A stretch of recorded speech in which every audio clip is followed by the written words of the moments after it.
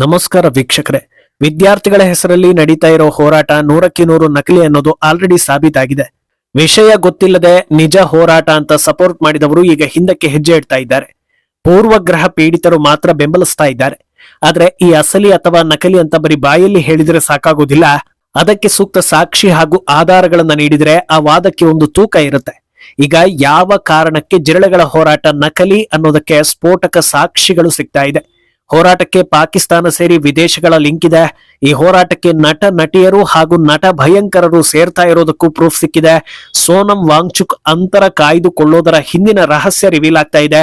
ಜಿರಳೆಗಳ ನಡುವೆ ಬಿರುಕು ಮೂಡಿದ್ದು ಪ್ರಮುಖ ನಾಯಕರೇ ಸತ್ಯಗಳನ್ನ ಬಿಚ್ಚಿಡ್ತಾ ಇದ್ದಾರೆ. ಇದೆಲ್ಲವನ್ನ ಒನ್ ಬೈ ಒನ್ ವಿವರಿಸ್ತಾ ಹೋಗ್ತೀವಿ.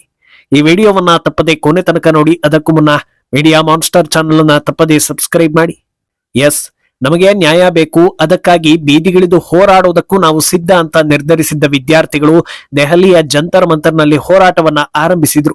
ಆದ್ರೆ ದಿನ ಕಳೀತಾ ಇದ್ದಂತೆ ಯಾರ್ಯಾರೋ ಬರ್ತಾರೆ, ಏನೇನೋ ಮಾತಾಡ್ತಾರೆ, ವಾತಾವರಣ ಸರಿ ಇಲ್ಲ ಅಂತ ಗೊತ್ತಾಗ್ತಾ ಇದ್ದ ಹಾಗೆ ಶಿಕ್ಷಣದ ಮಹತ್ವ ಗೊತ್ತಿರೋ ವಿದ್ಯಾರ್ಥಿಗಳು ಅಲ್ಲಿಂದ ಹೊರ ಹೋಗ್ತಾ ಬರ್ತಾರೆ. ಅಂತಿಮವಾಗಿ ಅಲ್ಲಿ ಉಳ್ಕೊಂಡಿರೋದು ಸೊಂಟದ ಕೆಳಗಿನ ಪದಗಳನ್ನ ಎಲ್ಲರ ಮುಂದೆ ಮಾತಾಡೋ ಸುಸಂಸ್ಕೃತ ನಾರಿಯರು, ಕಲ್ಲೆಸೆಯೋ ಮಹಾಜ್ಞಾನಿಗಳು, ಕಣ್ಣೀರಿಡೋ ವಿದ್ವಾಂಸರು ಹಾಗೂ ಇವರನ್ನ ಮುಂದೆ ಬಿಟ್ಟು ಹುರಿದುಂಬಿಸಿ ಸೋಷಿಯಲ್ ಮೀಡಿಯಾದಲ್ಲಿ ತಮ್ಮದೇ ದೇಶ ಧರ್ಮದ್ರೋಹಿ ಸಿದ್ಧಾಂತಗಳನ್ನ ಸಮರ್ಥಿಸಿಕೊಳ್ಳೋ ದೈವಾಂಶ ಸಂಭೂತರು. ಆದ್ರೆ ಈ ಪ್ರೊಟೆಸ್ಟ್ ಭಾರತೀಯ ವಿದ್ಯಾರ್ಥಿಗಳ ಧ್ವನಿ ಅಲ್ಲ ಅನ್ನೋದಕ್ಕೆ ಸಾಲು ಸಾಲು ಸಾಕ್ಷಿಗಳು ಸಿಗ್ತಾನೆ ಇದೆ. ಅದರಲ್ಲಿ ಅತ್ಯಂತ ಆತಂಕಕಾರಿ ವಿಷಯ ಪ್ರೊಟೆಸ್ಟ್ಗೆ ಇರೋ ಪಾಕಿಸ್ತಾನಿ ಲಿಂಕ್. ಈಕೆ ಸಜಲ್ ಆಲಿ ಅನ್ನೋ ಪಾಕಿಸ್ತಾನಿ ನಟಿ. ಜಿರಳೆಗಳ ಹೋರಾಟ ಶುರುವಾದಾಗಿನಿಂದ ಆಕ್ಟಿವ್ ಆಗಿರೋ ಈಕೆ ನಿರಂತರ ಪೋಸ್ಟ್ ಗಳನ್ನ ಮಾಡೋ ಮೂಲಕ ಬೆಂಬಲವನ್ನ ಕೊಡ್ತಾ ಇದ್ದಾಳೆ.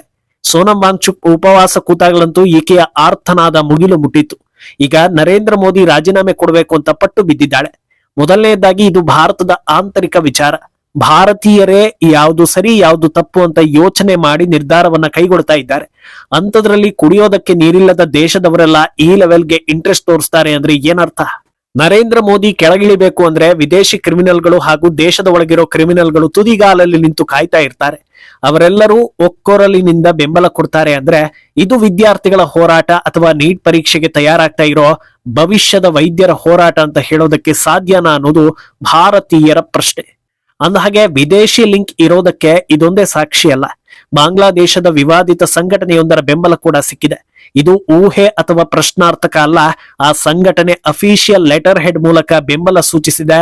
ಬಾಂಗ್ಲಾದಲ್ಲಿ ಮಾಜಿ ಪ್ರಧಾನಿ ಹಸೀನಾ ಸರ್ಕಾರವನ್ನ ಪತನ ಮಾಡಿ ಅವರಿಗೆ ಪ್ರಾಣ ಬೆದರಿಕೆಯನ್ನ ಒಡ್ಡಿ ದೇಶವನ್ನೇ ಬಿಟ್ಟು ಹೋಗೋ ರೀತಿ ಗಲಭೆ ಎಬ್ಬಿಸಿದ್ದವರು ಭಾರತದಲ್ಲಿ ಬೀಡು ಬಿಟ್ಟಿರೋ ಕಾಕ್ರೋಚ್ಗಳಿಗೆ ಬೇಷರತ್ ಬೆಂಬಲವನ್ನ ಕೊಡ್ತಾರೆ ಅಂದ್ರೆ ಏನರ್ಥ? ಇದು ಎಂಥವರಿಗಾದ್ರೂ ಅನುಮಾನ ತರಿಸೋ ವಿಚಾರವೇ. ಇದನ್ನ ಅರ್ಥ ಮಾಡ್ಕೊಳ್ಳೋದಕ್ಕೆ PhD ಅಥವಾ ಇನ್ನಿತರೆ ಕೋರ್ಸ್ ಅನ್ನ ಓದಿರಬೇಕು ಅನ್ನೋ ಅವಶ್ಯಕತೆ ಇಲ್ಲ. ಸಾಮಾನ್ಯ ಜ್ಞಾನ ಇದ್ರೆ ಸಾಕು ಅಂತ ಅಪ್ಪಟ ಭಾರತೀಯರು ಹೇಳ್ತಾ ಇದ್ದಾರೆ.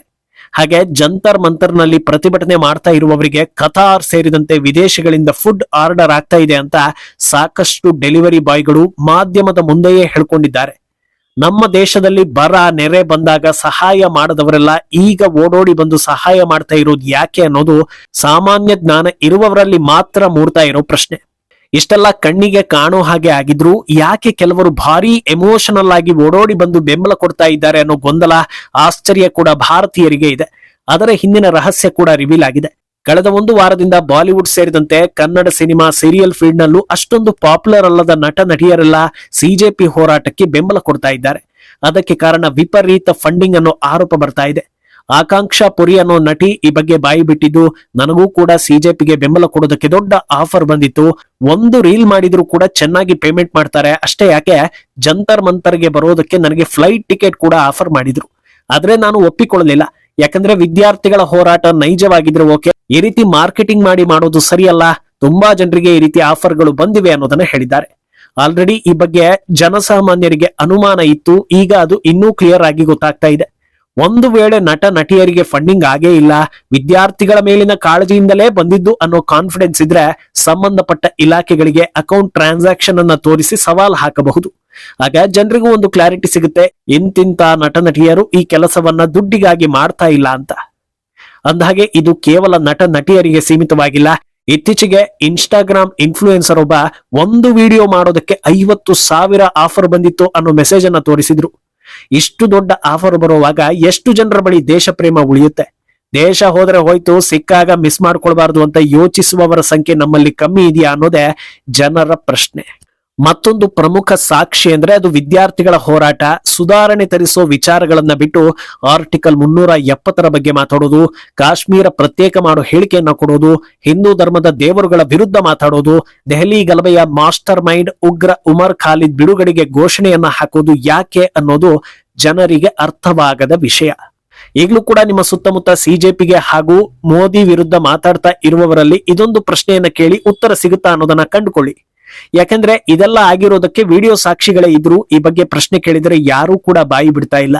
ವಿದ್ಯಾರ್ಥಿಗಳಿಗೆ ನ್ಯಾಯ ಕೊಡಿಸೋದೇ ಏಕೈಕ ಗುರಿ ಅನ್ನೋ ಹಾಗಿದ್ದಿದ್ರೆ ಇದೆಲ್ಲ ಯಾಕೆ ಅನ್ನೋ ಪ್ರಶ್ನೆಯಾಗಿಯೇ ಉಳಿದಿದೆ. ಇದೆಲ್ಲ ಹೊರಗಿನಿಂದ ಕಾಣಿಸ್ತಾ ಇರೋ ಅಂಶಗಳಾದ್ರೆ, ಇನ್ನೊಂದು ಕಡೆ ಕಾಕ್ರೋಚ್ ಜನತಾ ಪಾರ್ಟಿಯ ಆಂತರಿಕ ವಿಚಾರಗಳು ಕೂಡ ಇದು ನಿರ್ದಿಷ್ಟ ಗುರಿ ಇರೋ ಹೋರಾಟ ಅಲ್ಲ ಅನ್ನೋದನ್ನ ಸಾಬೀತು ಮಾಡ್ತಾ ಇದೆ. ಆಲ್ರೆಡಿ ಉಪವಾಸ ಕೂತಿದ್ದ ಸೋನಂ ವಾಂಗ್ಚುಕ್ ಹಾಗೂ ಸಮೋಸ ತಿಂದು ಹೋರಾಡಿದ್ದ ಅಭಿಜಿತ್ ದೀಪ್ಗೆ ನಡುವೆ ಅಂತರ ಜಾಸ್ತಿ ಆಗ್ತಾ ಇದೆ.